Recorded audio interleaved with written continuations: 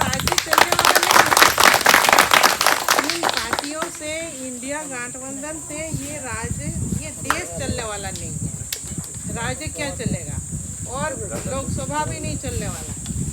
तो इसीलिए एक ही मकसद इस बार का जो नारा है 400 पार, 400 पार होगा, है कि नहीं। और पूरा झारखंड में जितने भी लोकसभा सीट है, 14 के 14 लोकसभा सीट में कमल ही कमल खिलेंगे। तभी विकास का जो गाड़ी है वो पूरे तरह से दौड़ेगी पूरा राज्य में। तो इस तरह का संकल्प लेकिन सबको लेना होगा। सबसे पहले बूथ को मजबूत कैसे करना है।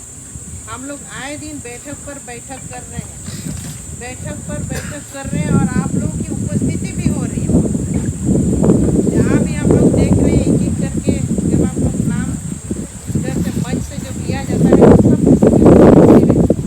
इससे पता चलता है कि ये जो उपस्थिति है और ये जो आप लोगों की पॉजिटिविटी है, आप लोगों की चेहरा की जो मुस्कान है कि नहीं, पूरा बरकरार है।